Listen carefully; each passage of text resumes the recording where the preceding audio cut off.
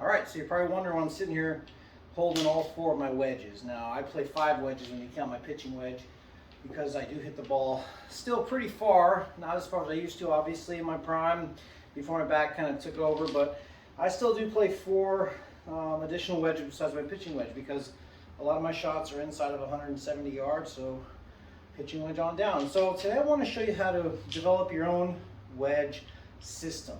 A lot of times people, when they're inside of 100 yards especially, I find that they're guessing. They're taking a full length swing, trying to figure out how much they need to slow down or speed up to hit a certain yardage. And today I'm going to try to help you develop a system based on a clock method, which maybe you've heard of, maybe you haven't, on how you can make the same motion, varying your length, and all of a sudden you can have a pretty good system within a couple yards, all the way from 100 yards all the way down.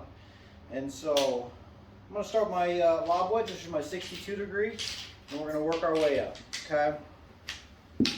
So, how does this system work? The key is length control, okay? We got to make sure that going back, all right, we dominate the length we want to take this club.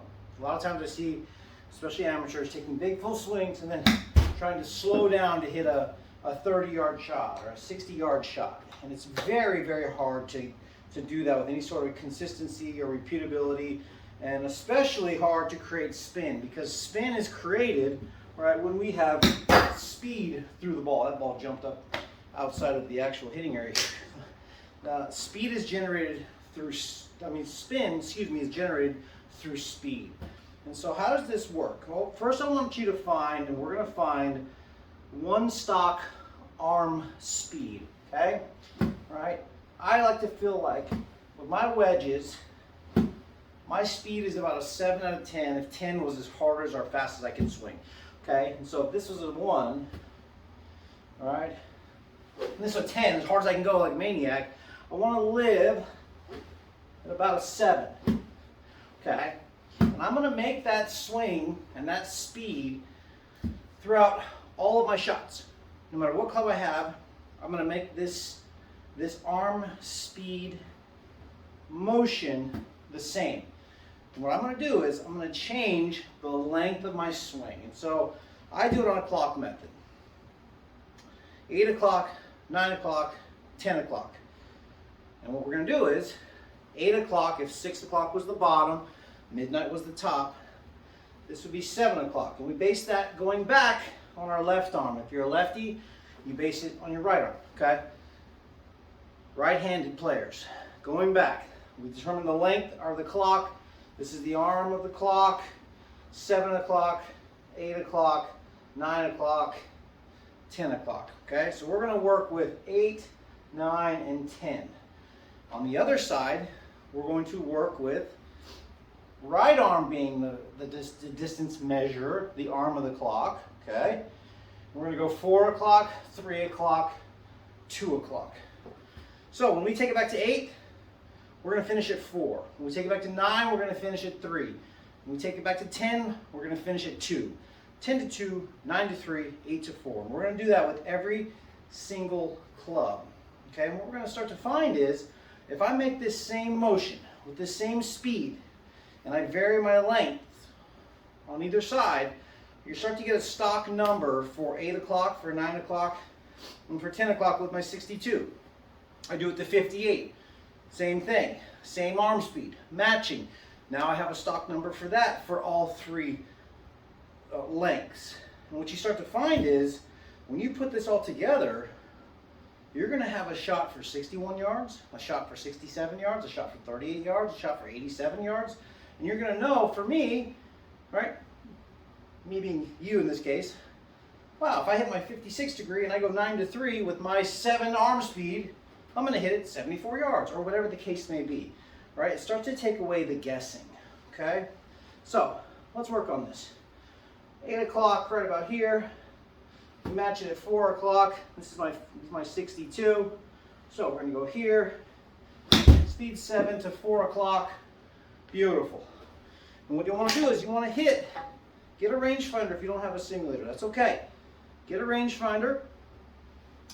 find a spot, find a golf ball in the range where the ball is landing, start figuring out how far that shot is going, okay? Now, I know how far that shot's going for me from 62 yards. I've done it multiple times. Let's go all the way up to 9 o'clock. Speed 7 to 3. We're gonna match it on the other side, okay? 9 o'clock. Speed 7 to 3. Boom. Okay. Do that a few times, right? All of a sudden, you're gonna start to find that these yardages of these shots start to become pretty identical. That's why I don't hit lob wedge in here. The ball goes so high. So, down to the 58. Okay, same thing. Let's imagine I've already done my 8, I've already done my 9. Let's go to 10 o'clock. Okay? So, 9 is here, 10 is here. Speed 7, we match it over here on the other side with the right arm. Okay? And for me, I know that my 58, when I go 10 to 2, it's going to go about 110 yards in the air. That ball went 109.1. Okay? Let's do it again. Okay? Ball speed was within a half a mile an hour. 85.2, that one was 85. Pretty darn cool. I want you to do that with all your wedges. Whether you have 1 wedge or 4 wedges like me. Even if you did it with your pitching wedge, I think you might shock yourself on just how amazing you can dial in yardages all the way from 150 down, or maybe 130 down, depending on how far you hit your pitching wedge. This is my 50 degree. Okay, let's go 8 to 2. Okay, speed 7. 8 to 4. Pardon me. 8 to 4. Speed 7. Okay, let's do it again.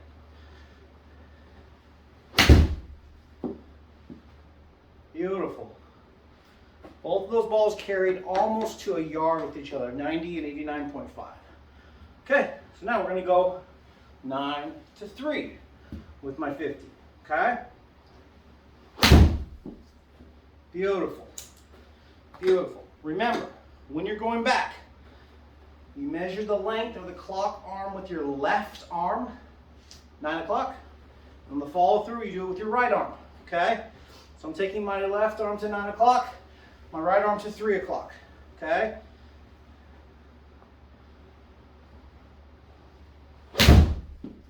Beautiful. So remember, my 8 to 4 with my 50 carried about 90 yards. That carried about 115. Going 9 to 3, okay? Beautiful. Beautiful. Beautiful. Going. Beautiful. Now for me, because of my back, my full swing is about 10 to 2 anyways. Okay? I'm always going to have the same arm speed going through. About a 7. Okay? About a speed 7. About a speed 7. Okay?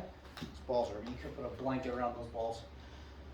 That 50 degree carried 135, 141 total. The previous one was 134.2 with 140 total.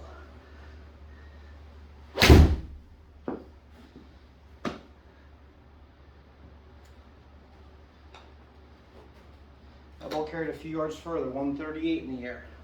Very consistent. Very consistent. Very consistent. Beautiful. Beautiful. Getting a little warmed up now. This is good. Starting to see a little more juice now. Getting closer to my stock number, which is for me a gap wedge. Should be around 143 in the air. That was 142. Starting to get a little warmed up now. Beautiful. Now, those are essentially my full swings, 10 to 2. That ball carried 145. All right, let's go back to the 8 to 4. All right, let's go back to the 8 to 4. Beautiful. The wind can't touch that if it tried. Wind couldn't touch that if it tried. Okay, so now there's no guessing. I know within a couple yards how far each of my wedges goes from 8 to 4, 9 to 3, and 10 to 2. Okay? 8 to 4. Good. Good. I think you also love how low these go, especially into the wind. You're going to find there's no ballooning, right? No ballooning, super consistent, super repeatable. I love that. So, grab your wedges, however many you have. Get yourself your own clock system. Going back, measure your length with your left arm. 9 o'clock would be here, 3 o'clock would be here.